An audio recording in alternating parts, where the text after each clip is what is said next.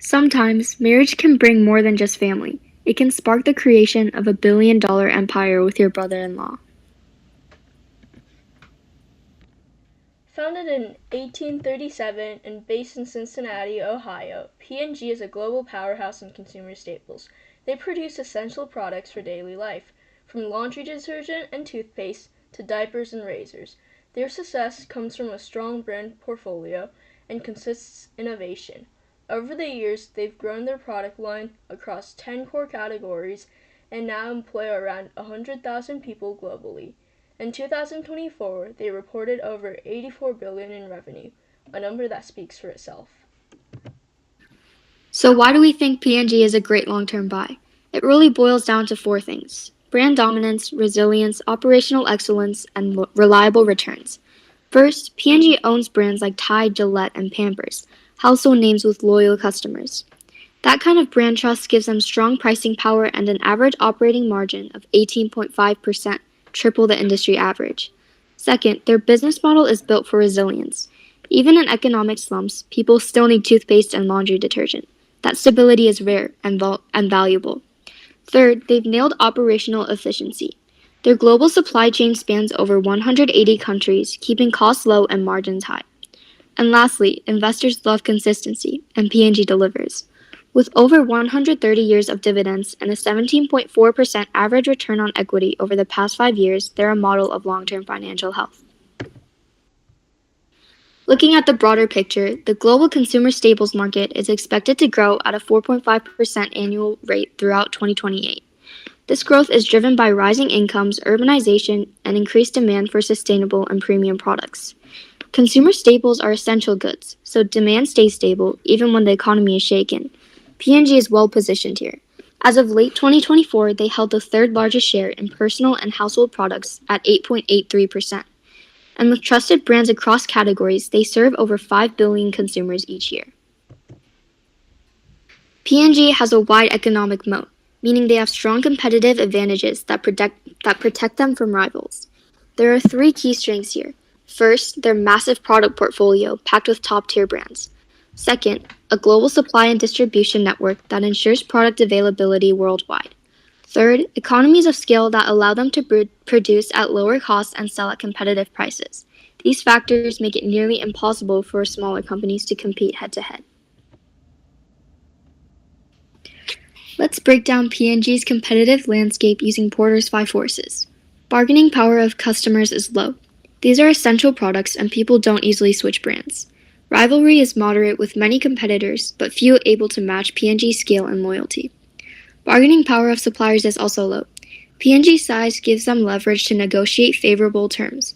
The threat of substitutes is as well low, as smaller niche brands exist, but few have the trust and reliability of P&G. The threat of new entrants, nearly none. The capital and logistics needed to compete at this level are massive. Now let's talk about what's actually fueling P&G's growth. First, population growth. More people means more demand for essentials like soap, toothpaste, and diapers. P&G's broad demographic appeal keeps them growing with the global population. Second, rise of e-commerce. Online shopping is booming. In 2024, e-commerce made up 18% of P&G's total sales, with 9% growth that year alone. They're thriving in digital spaces by embracing direct-to-consumer models and online platforms. Third, pricing power. Thanks to strong brand loyalty and economies of scale, P&G can raise prices alongside inflation without losing customers. Fourth, strategy. Unlike some competitors that chase emerging markets with high risk, P&G focuses on mature, stable ones. Their deep retail relationships and brand loyalty provide a reliable growth engine. Let's look at financials. Procter & Gamble shows steady revenue growth, reaching $84 million in 2024 with a strong 2.48% increase from last year. Gross profit jumped 10.05% since 2023, showing improved efficiency. While operating margin remained stable, earnings per share rose to $6.44, a 4.21% increase, indicating growth value for shareholders. Although net profit margin slightly decreased, the company continues to generate strong earnings overall. On the balance sheet, P&G has low debt and a decreasing debt-to-asset ratio, which reflects better financial control. The low current ratio is actually strategic. P&G delays payments to suppliers, allowing better cash usage. Finally, free cash flow rose nearly 20%, highlighting strong cash generation and ongoing stability. This consistency that makes P&G a reliable pick for long-term investors. Now for valuations. As of now, P&G is traded at around 170 per share with a target price of 180. That represents moderate upside, but when you factor in the company's reliability, brand power, and dividend track record, it's a compelling long-term buy. Based on the DCF model, Procter & Gamble's free cash flow to the firm is projected to grow steadily from $19 billion to $22 billion over 7 years, supported by stable revenue and margins.